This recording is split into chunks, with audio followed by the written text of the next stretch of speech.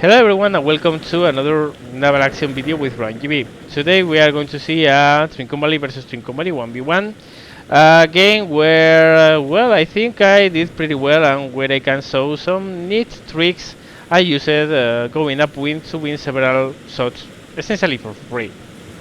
The setup is pretty straightforward, both in Trincomalees, both heading for each other.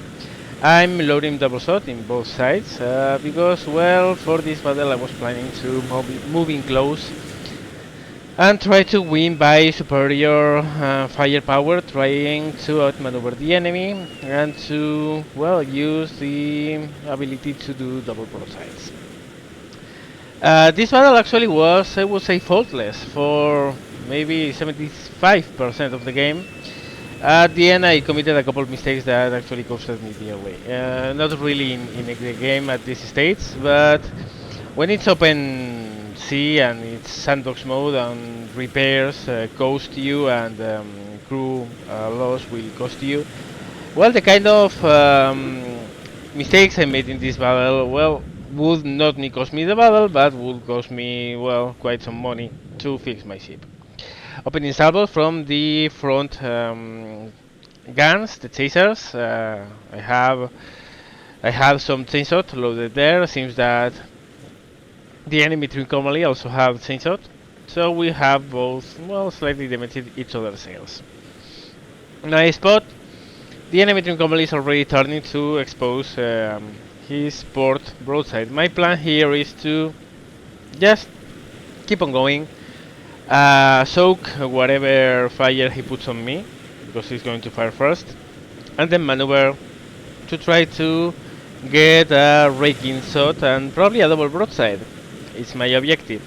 Actually, it went much better than what I thought it would go, because I actually was able to put not only a double broadside but a double raking broadside, which mostly decided the whole battle in my favor since then.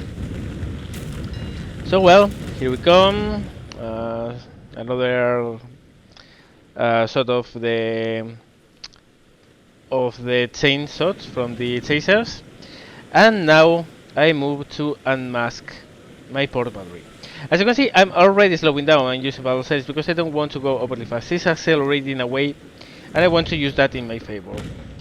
I take some ranging shots, seems that's fine, and I open up. Now this is not a purely breaking shot, but I got several hits on his rear and on his starboard side. Now, as I'm going already slower than him, it's not a big deal for me to accelerate in my turn towards his rear again. So I will be able to pull a second broadside on his rear, while he has put, well, yes, another broadside. Is hurting a little bit, but I will have done a lot more damage than what he has done already. And I will be on his rear, which of course is always something really nice. Position is very important in warship combat. So here I come, I'm masking the starboard guns, already taking aim. So you can see I'm still in sailing mode because I wanted to do this maneuver as fast as I could. And there you go, a perfect breaking shot. No boy, he did notice this shot. This was really damaging. So back again, using sails to go back to my initial course and go back behind him because he's moving away. Probably his idea is just to put the space so I can't turn back and mask the starboard guns and put even more shots on him. But this is going to make him vulnerable because I'm in a perfect spot, I'm just behind him. Also, I have my chaser guns already loaded, and I'm going to put some shots on his sails. Now, one of the biggest issues with the Trincomalee, one of the biggest drawbacks, there are two essentially for this ship.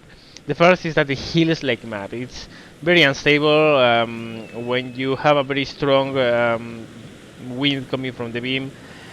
The ship just heals so much that sometimes getting a proper shot with your guns is complicated. And the second weak point I find with this ship is that it has no rear chasers. So as long as I'm behind him, I can't be shot. And now I spot he's moving slightly upwind. So I find a little bit surprising because if he moves upwind, he's going to be stuck. He won't be able to turn towards the starboard because that would mean going directly into the wind. And if he goes directly to port, he will give me a perfect rigging shot. So right now he's not in the best position. And here I'm using the wind, and you can see I'm actually doing the sail positions for attack.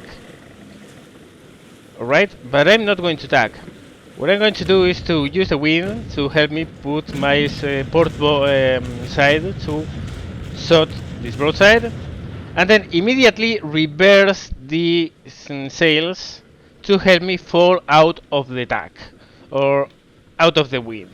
So essentially what I did here was an aborted tack. I moved as if I was going to cross the wind, but instead of crossing the wind, I changed the sails again to fall back to my initial course.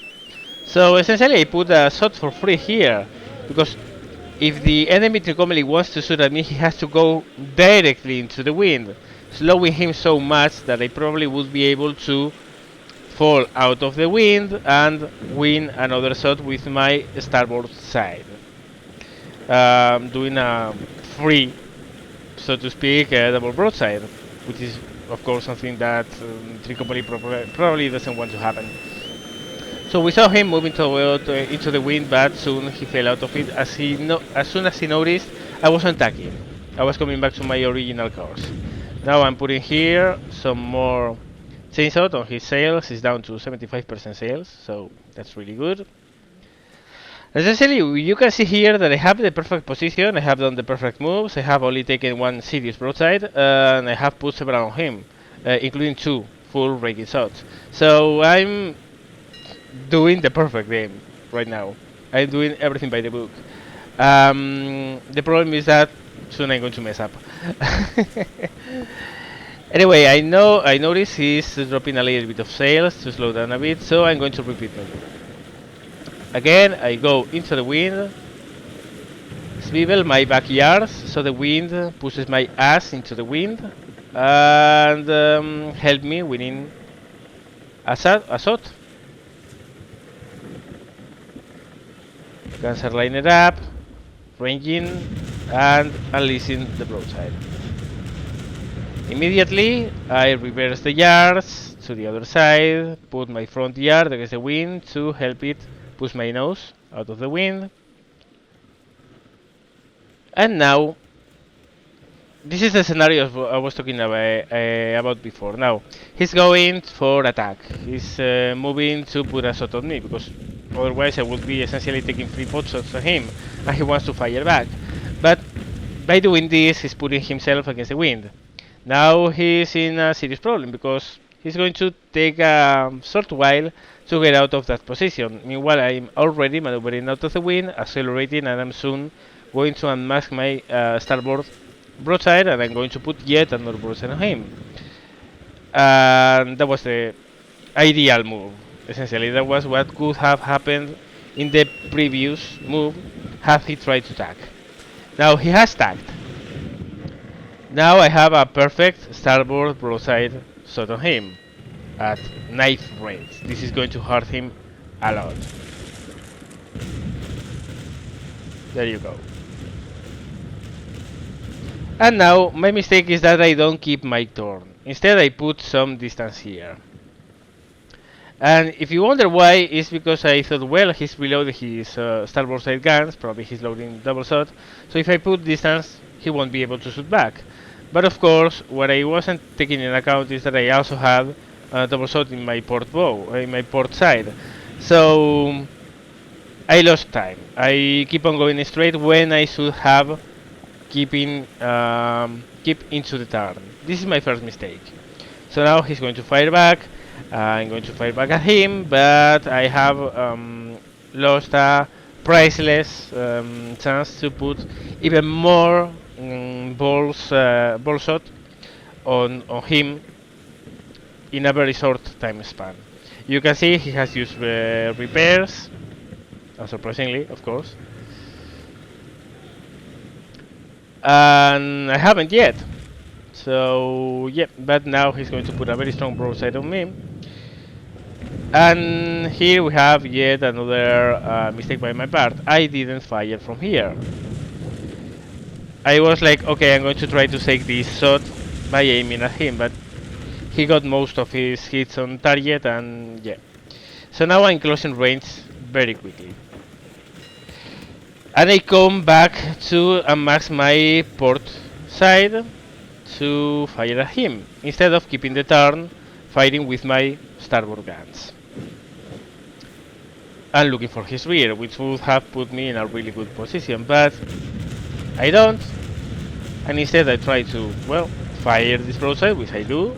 I put a lot of damage on him, slow down, reverse course, and try to do another broadside from the other side. But the enemy very soon notice what I'm trying to do, and he slows down, and I'm left out of room. I simply can't turn, and when I try to correct for that, I simply can't. So I end up colliding with him. So there goes my bowsprit. I have given him a pretty hefty shot into my port side. Now I'm going to give him even more shots. I could board, but honestly the crew differences are not that high, and again, I'm trying to fight realistically here. In the open sea, I wouldn't board now. I'm using pulling tactics to bring him to my side to win a shot. But the crew difference is not big enough to risk a boarding. So instead, what I do is to bring him to my side, drop the sails, but he's going to be faster, he's going to drop them before, and as you can see, I go past him, which is not bad because that side, my port side, was really damaged. So this allows me to go past him, turn a little bit, and mask my starboard broadside, which is pretty much unharmed, and keep on fighting. Now, here's another mistake, but this I couldn't predict. I pull him again, but the pulling didn't work as I expected, and instead of pulling him towards my port side, yeah, I give him a free raking shot. Oh boy. After such a great start, I'm doing so many mistakes, but I had won such an advantage at the early stages of the game that the mess-ups I'm doing right now are not that important. So well, I only have to fall back to my initial course. I have popped more repairs several times to keep my armor up, and now I only have to put the finishing blow on him, because he's not going to stand a lot more of damage. Very strong broadside, he's getting a lot of hits, and he's settling already into the water, so it's not going to take a lot of time for him to sink.